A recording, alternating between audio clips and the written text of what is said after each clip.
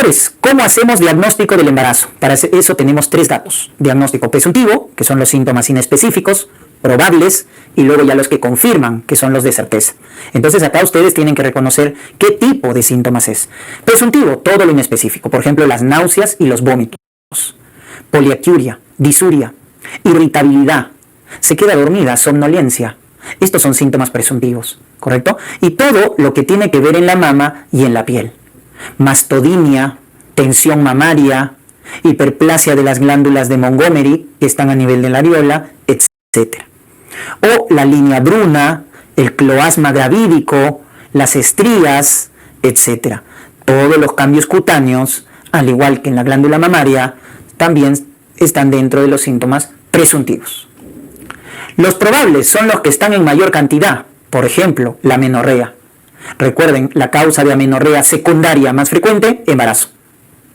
O beta-HCG positivo, test de embarazo positivo. Ojo, la beta-HCG es probable de embarazo. Pero ¿cuál es la importancia de la beta-HCG, doctores? Que te hace diagnóstico precoz del embarazo. Es probable, pero es precoz. También tenemos los cambios genitales. Cuando te hablen del signo de Chadwick, Egar, Godel, McDonald, Noble-Budin, que lo hemos revisado, son síntomas probables. El agrandamiento del útero también es probable. El agrandamiento del útero, peloteo, las contracciones falsas, llamadas de Braxton y Hicks, también son síntomas probables de embarazo. Contracciones falsas y los movimientos en el feto. Los movimientos fetales percibidos por la madre son probables. ¿A qué edad la mamá percibe los movimientos fetales, doctores? Multípara, a partir de las 20, nulípara, 22, y si es una gestante con obesidad, a partir de los 24. Entonces, los movimientos fetales percibidos por la mamá son síntomas probables de embarazo y son síntomas también de bienestar fetal. En cambio, ¿quiénes confirman el embarazo? La ecografía transvaginal confirma el embarazo, doctores. Entonces, la beta-HCG hace diagnóstico precoz, pero probable, y la ecografía transvaginal te confirma.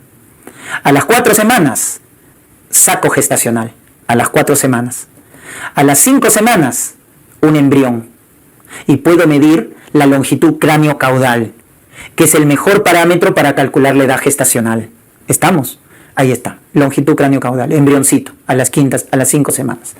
A las 6 semanas, esto de acá, actividad cardíaca, latidos cardíacos, a las 6 semanas, latidos cardíacos. Entonces, esto confirma definitivamente el embarazo, la ecografía transvaginal. Otro diagnóstico de certeza, doctores, también, es cuando el personal de salud percibe los movimientos fetales. Si la mamá percibe los movimientos, es probable. Pero si el médico percibe, eso ya es certeza. ¿Correcto? Muy bien.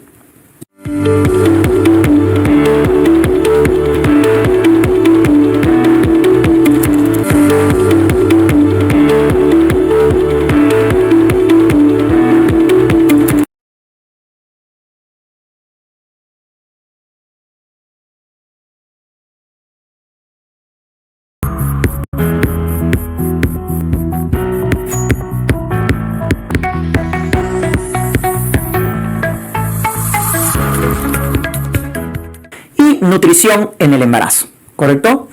En la nutrición del embarazo hay que recordar, doctores, que los suplementos son bien preguntados.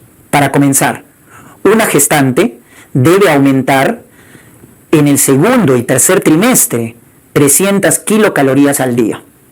Porque el basal en una mujer que no está embarazada es 2.200 kilocalorías. Cuando queda embarazada, en el segundo o tercer trimestre, debe aumentar a 2.500 kilocalorías por día. Entonces, la pregunta ahí salta a la vista. ¿Cuánto debe aumentar una gestante en su consumo de kilocalorías? 300 kilocalorías al día, en el segundo a tercer trimestre. En la lactancia, debe aumentar 500 calorías por día, en la lactancia. 3 tipos de suplemento. El famoso folato, que nos previene los defectos de tubo neural, muy importante, la vitamina B9. 3 tipos de suplemento, en el segundo a tercer trimestre. En la lactancia, debe aumentar 500 calorías por día, en la lactancia. 3 tipos de suplemento. el famoso folato, que nos previene los defectos de tubo neural, muy importante, la vitamina B9. El hierro, suplemento de hierro para evitar la anemia parencial más frecuente, que es la anemia ferropénica. Y el calcio para evitar preeclampsia en algunas poblaciones y también para evitar los déficits de calcio durante el embarazo. Muy bien, el folato que previene o baja la incidencia de los defectos de tubo neural lo debemos prescribir antes del embarazo, pregestacional, idealmente 3 meses antes, si una mujer planifica su embarazo. Pero ¿cuántas mujeres planifican su embarazo? Muy pocas, ¿verdad? 10%. El 90% es no planificado. Entonces, 3 meses antes debería dar folato a una mujer que está planificando su embarazo, idealmente. Hasta el primer trimestre, Hasta el primer trimestre, ¿correcto?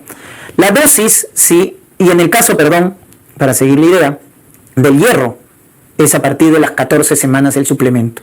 A partir de las 14 semanas, con sulfato ferroso, que viene en tabletas de 300 miligramos y que nos proporcionan 60 miligramos de hierro elemental. ¿Correcto? El 20%, ¿no? Y calcio se da a partir de las 20 semanas. Ojo, con carbonato de calcio. Carbonato de calcio. Cuando queremos prevenir preeclampsia, se da a partir de las 13 semanas. Pero como suplemento general, a partir de las 20 semanas. Cuando queremos prevenir preeclampsia en poblaciones de bajo consumo de calcio, a partir de las 13. Muy bien. ¿Cuánto es la dosis? En el caso de folato, si la gestante es de bajo riesgo, que es la mayoría, se da 0.4 miligramos o 400 microgramos, ¿ya? Acá lapsus, hacemos la conversión, 0.4 miligramos o 400 microgramos, ¿ah? No se confundan, si es de bajo riesgo, como la mayoría de las gestantes. Si es de alto riesgo, o sea, mujeres gestantes que han tenido un hijo con defecto de tubo neural, eso es de alto riesgo. Cuando ya han tenido un hijo con defecto de tubo neural como antecedente, se da 10 veces más, 4 miligramos. Entonces vean la diferencia, ¿no? En caso de hierro, el suplemento de hierro, que se da a partir de las 14 semanas, si es de bajo riesgo, como la mayoría de las gestantes, se da una tableta de sulfato ferroso, porque el requerimiento es 60 miligramos de hierro elemental. Pero si la gestante es de alto riesgo, es una gestante que no ha recibido controles prenatales, acude en el último trimestre a su control, eso es de alto riesgo, le damos 2 tabletas de sulfato ferroso, porque el requerimiento es 120 miligramos de hierro elemental. ¿Se dan cuenta? Entonces eso hay que recordarnos. Y el calcio es 1 gramo por día, ¿correcto? 1 gramo por día en general, y que se da como suplemento a partir de las 20 semanas. Solo en preeclampsia es más precoz, cuando queremos prevenir preeclampsia. Ya está. El otro componente importante es la ganancia ponderal en todo el embarazo. Doctores, la ganancia de peso en el embarazo depende del índice de masa. Si se trata de una mujer leptosómica, si su peso es normal, si tiene sobrepeso o tiene obesidad. Entonces, si el índice de masa es leptosómica, como acá, un índice de masa menos de 18, entonces, ¿cuánto debe ganar de peso? Ahí está. Si el índice de masa, entonces, es menos de 18, debe ganar esto, de 12 a 18.2, cuando es leptosómica. Si el índice de masa es normal, ¿qué quiere decir normal? De 18 a 25, ¿verdad? La ganancia es de 11.5 a 16 kilos. Esa es la ganancia normal. Acuérdense de esto. ¿Cuánto es la ganancia de peso normal? De 11.5 a 16, cuando el índice de masa está bien. Porque cuando es obesa, o en este caso sobrepeso, índice de masa más de 25, debe ganar entre 6.8 a 11.5. Y si tiene obesidad, índice de masa más de 30, de 5 a 9.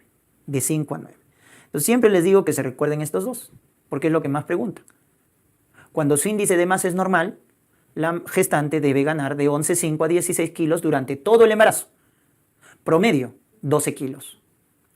Y cuando la gestante tiene obesidad, porque la obesidad genera complicaciones en el embarazo, en el feto, macrosomía, el más importante. En la madre, preeclampsia, es lo que genera la obesidad en el embarazo y en el feto.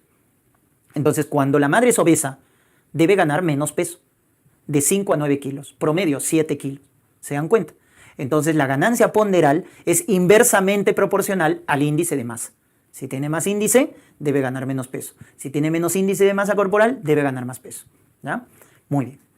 Por semana, si es leptosómica, debe ganar 450 gramos, igual que un embarazo normal.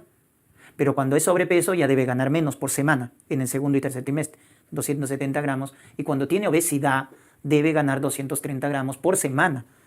Ahí también te pueden preguntar. ¿Ya?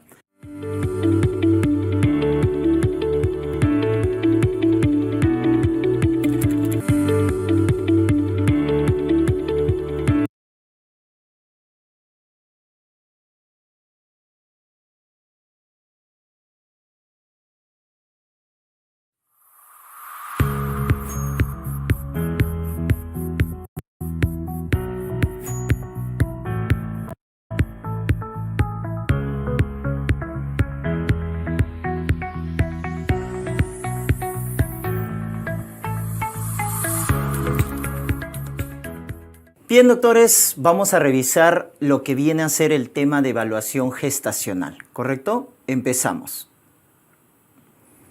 Comenzaremos hablando la parte de atención prenatal, o clásicamente llamado control prenatal, ¿no? Y acá hay que recordar ciertas características importantes, ¿ya? Uno, que los controles prenatales son de característica precoz, es decir, debemos hacerlo lo más temprano posible, en las primeras 14 semanas, ¿verdad? El primer control o la primera atención prenatal. Debe ser periódico, ¿correcto? Debe ser periódico, continuo, ¿no? Vamos espaciando, o sea, el primer control lo más temprano posible, ¿no? Luego lo vamos espaciando cada 2 semanas, finalmente ya cuando llega a ser término, cada semana, y debe ser integral. Entonces, acuérdense de esas 3 características porque ha sido pregunta de examen. La atención prenatal debe ser precoz, periódico e integral. No solo abordar la parte física, sino también la parte psicológica y la parte del entorno social. Recuerden que el control o atención prenatal es una estrategia para disminuir la mortalidad materna, ¿correcto? Entonces, es una estrategia muy importante. Cuando hablamos del control reenfocado, según la norma técnica, hablamos de esta estrategia justamente que pretende hacer vigilancia, que pretende hacer prevención materno-fetal, ¿no? Hacer diagnóstico oportuno y tratamiento oportuno de las complicaciones. Entonces, cuando hablamos de esta estrategia de vigilancia materno-fetal, prevenir las complicaciones o diagnosticar y tratar oportunamente las complicaciones, estamos hablando del control reenfocado, que tiene 3 componentes, ¿ya? No solo evaluar la parte física, sino también la parte psicológica y el entorno social. Acuérdense esos 3 componentes, ¿correcto? Entonces, eso es lo que se refiere al control reenfocado. De tal manera que vamos a identificar esto, que les han preguntado en el examen, ¿no? Al hacer una evaluación del entorno social, de la evaluación psicológica, identificamos aquellas gestantes que están en riesgo de violencia familiar, ¿ya? Y estas gestantes tienen mayor riesgo de aborto. Pregunta de examen, ¿ya? Riesgo de aborto, ¿no? Entonces hacemos una evaluación más integral, definitivamente, ¿correcto? También las gestantes que están en riesgo de discriminación, etc. Y siempre respetando el enfoque intercultural. Es decir, no se trata de imponer, sobre todo en las zonas rurales, ¿no? En las zonas más alejadas. No se trata de imponer lo que viene a ser la medicina occidental como tal, ¿no? Entonces hay que respetar las costumbres, las creencias, la idiosincrasia, sobre todo de las zonas rurales. Y un ejemplo de ello, claro, es el parto vertical, ¿ya? El parto vertical es un claro ejemplo de un enfoque intercultural, de respetar la idiosincrasia o el enfoque intercultural. En cuanto al número de controles prenatales que se debe hacer en una gestante, esto es importante que lo recuerden, ¿ya? Según la norma técnica de MINSA, en una gestante de bajo riesgo debe ser 6 atenciones, como mínimo, 6 atenciones. Ahora, esto aumenta a 8 si es una gestante adolescente temprana. ¿Qué es adolescente temprana? Menos de 15 años. Ahí debe ser 8 controles prenatales como mínimo, ¿ya? Entonces, ese es el dato. Entonces, a todas las gestantes, que son la mayoría de bajo riesgo, se dice gestante controlada, miren la definición de gestante controlada, cuando recibe 6 atenciones prenatales más su paquete básico de atención. Entonces, esa es una gestante controlada, ¿ya? En adolescentes tempranas, en gestantes adolescentes tempranas, que son menores de 15 años, ahí sube a 8 atenciones prenatales. Esa es la definición de gestante controlada, que es diferente a gestante atendida, no se vayan a equivocar. Gestante atendida es aquella que recibe su primera atención, su primer control prenatal durante el embarazo. ¿Ya? Cuando una gestante recibe su primera atención o control, a eso se llama gestante atendida. Pero cuando hablamos de gestante controlada, es cuando recibe este número de atenciones que hemos dicho. ¿Correcto? Ahora, según la OMS, el mínimo número de atenciones prenatales debe ser 8. ¿Correcto? Según la OMS, debe ser 8. Pero según MINSA, acuérdense, ese es el dato, ¿no? En la mayoría, 6 atenciones. Y acuérdate del número 6, porque es especial. Te define la gestante controlada, según MINSA. También te define la estimulación prenatal que se da durante el embarazo, que también debe ser mínimo 6 atenciones para estimulación prenatal. También la psicoprofilaxis en la gestante, lo mínimo debe ser 6 atenciones de psicoprofilaxis. Entonces es un número que debes recordar. Y recuerden que según la norma nos dice que la primera atención no debe ser menor de 30 minutos. O sea, lo mínimo que debe durar la primera atención prenatal es 30 minutos. El resto, ya a partir de la segunda atención en adelante, lo mínimo debe ser 15 minutos, no menor de 15 minutos. Eso también acuérdense, ¿no? Les pueden preguntar el tiempo de duración. ¿Y quién lo debe realizar? Recuerden que si estamos en el primer nivel de atención, lo puede hacer, ya sea el especialista médico ginecobstetra o el médico cirujano en su defecto, ¿ya? Ahora, cuando hay complicaciones, ahí sí hay que derivar a un centro de mayor complejidad porque las complicaciones lo ve el especialista ginecobstetra.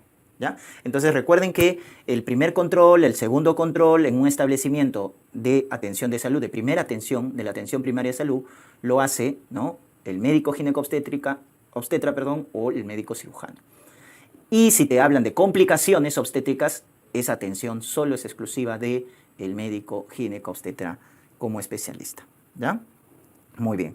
Acá también les quiero dar el dato de la puérpera, ya que estamos hablando de atención prenatal.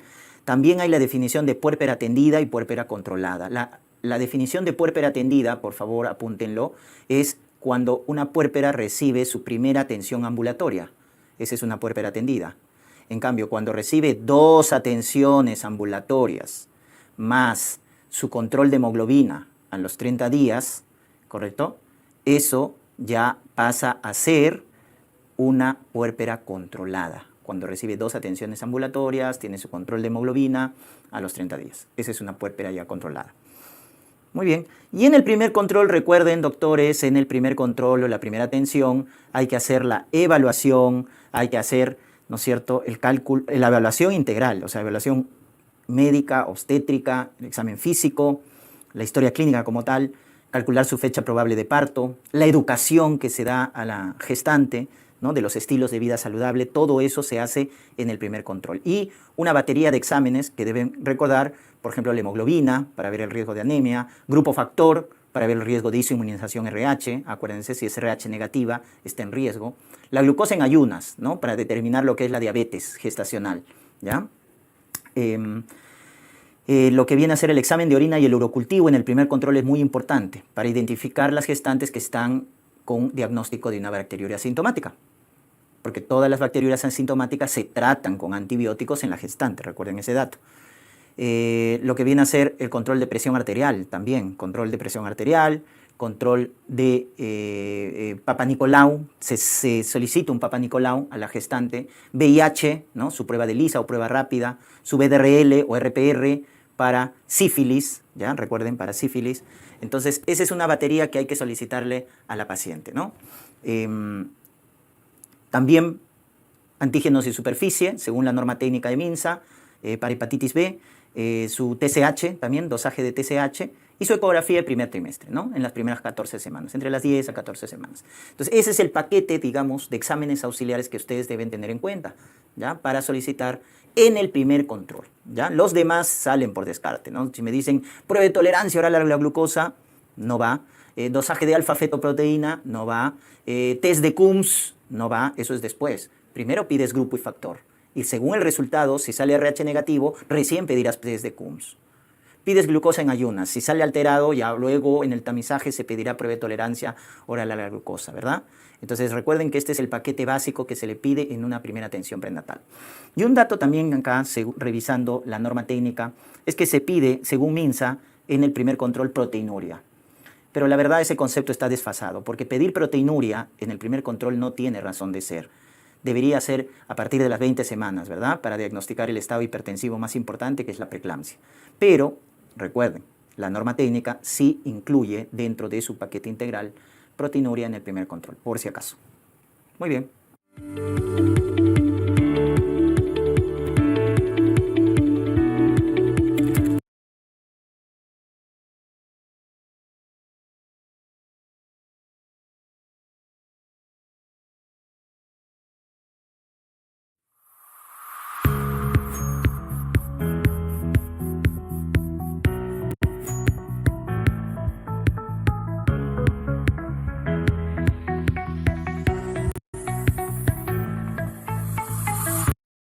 Cartilla perinatal deben recordar lo que es de color amarillo, estado de alerta, ¿no es cierto? Y lo que es de rojo, alto riesgo y que va a requerir seguimiento continuo. Entonces les han preguntado acá qué factores son alerta y qué factores son seguimiento continuo en la cartilla perinatal. Y alerta viene a ser esto, ¿no? Analfabetismo o madre soltera, gestante nulípara, que tenga antecedente de bajo peso al nacer, un parto pretérmino, asma bronquial en la madre, diabetes, epilepsia, parto prolongado, tabaco, son estados de alerta, ¿correcto? Todo esto que hemos mencionado está de color amarillo. Acá también entra RH negativo, ¿no? Eso también es alerta, RH negativo, por el riesgo de inmunización. En cambio, seguimiento continuo es edades extremas. Menor de 15 años, que es adolescencia temprana, y mayor de 35 años, que es gestante añosa.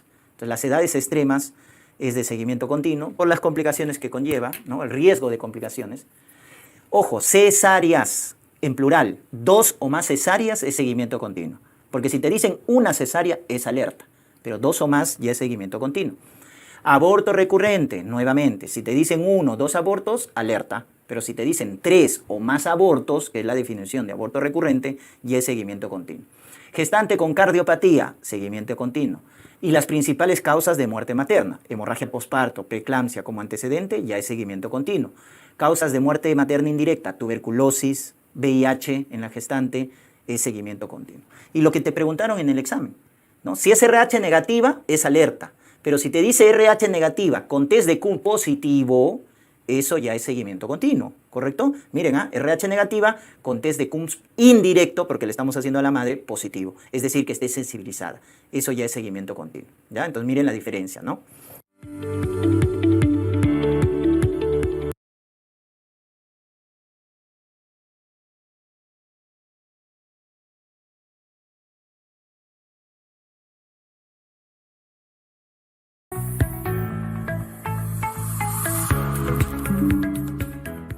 Vamos a la parte de propedéutica obstétrica. Entonces vamos a ver acá la famosa fórmula obstétrica, la fórmula gesta-para. Recuerden que el primer casillero es para el número de gestaciones, incluyendo la gestación actual, ¿correcto? Entonces en la fórmula obstétrica clásica del gesta-para, recuerden que acá el primer casillero es para el número total de gestaciones, incluido la gestación actual, por favor. No se confundan en la cartilla perinatal. En la cartilla perinatal sí tomas en cuenta solo las gestaciones anteriores y no consideras la actual. En la cartilla perinatal. Pero en tu fórmula obstétrica de tu historia clínica, tu fórmula gesta-para, la clásica, sí consideras la gestación actual. Entonces a veces se confunden ahí. ¿Ya? Entonces ten en cuenta ese dato, sí considerar la gestación actual en la fórmula obstétrica clásica.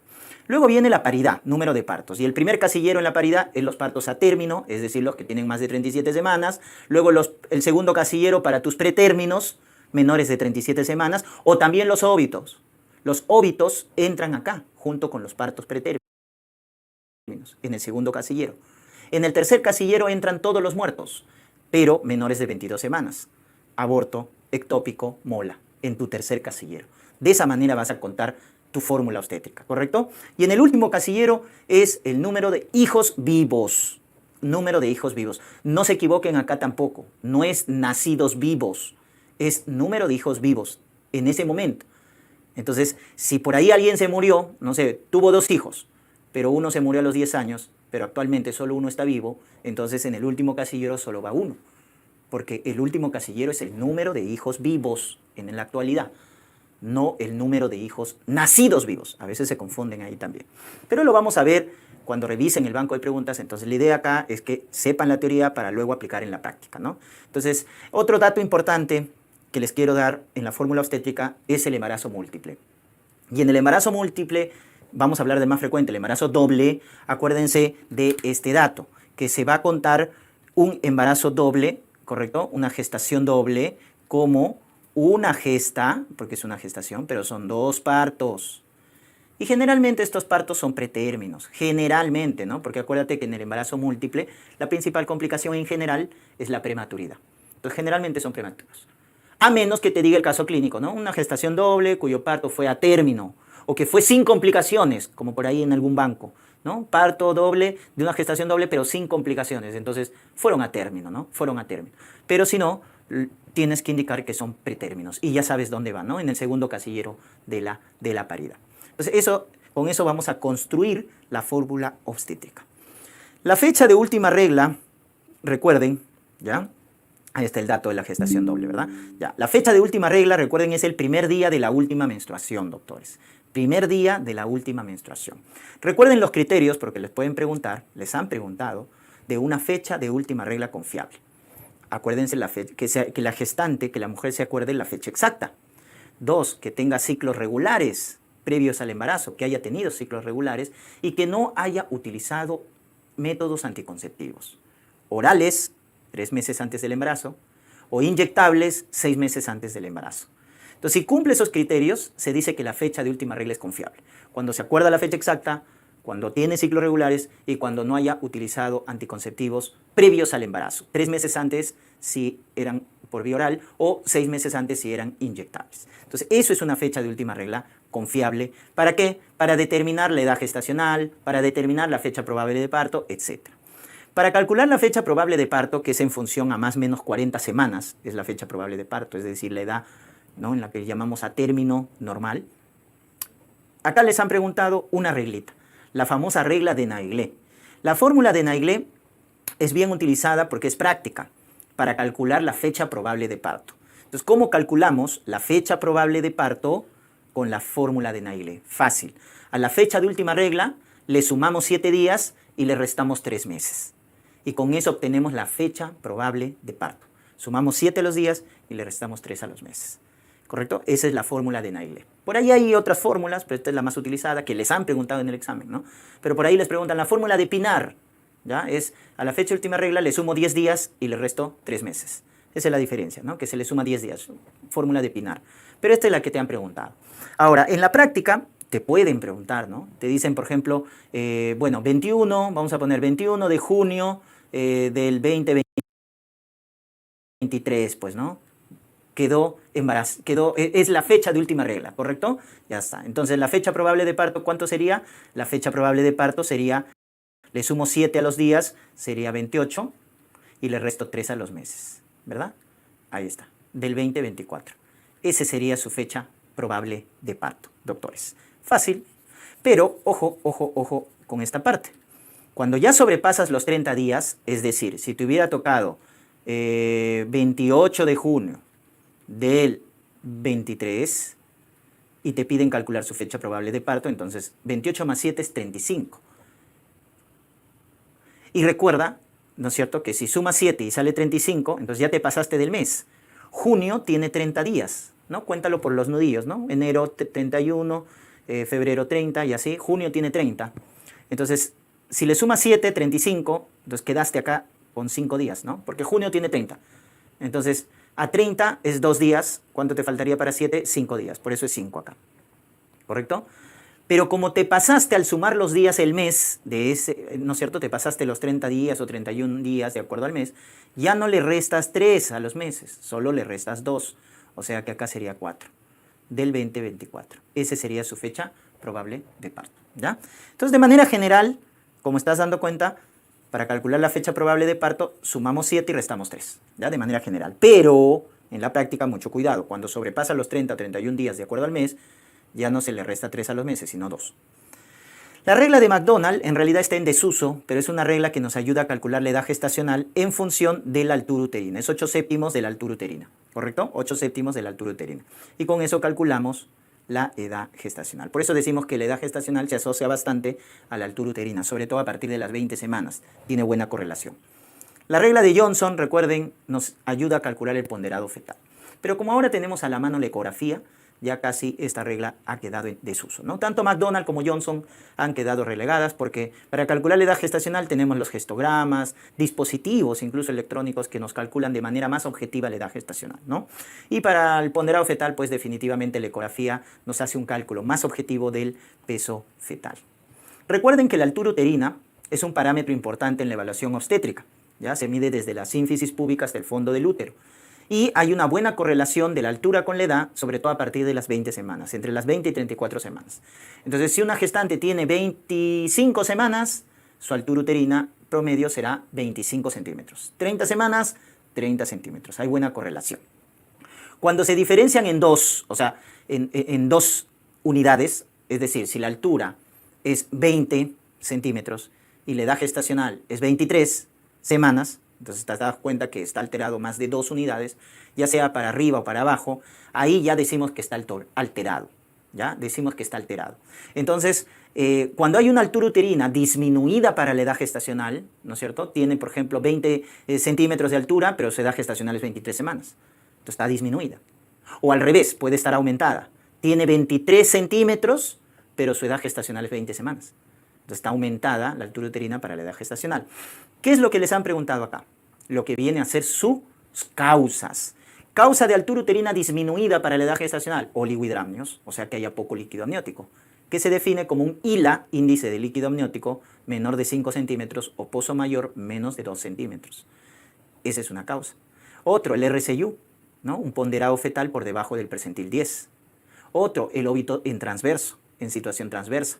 Y por el contrario, la altura uterina aumentada, el polidramnios, feto macrosómico de una paciente con diabetes o de una paciente con obesidad. Recuerden, en la obesidad materna o la diabetes gestacional genera macrosomía.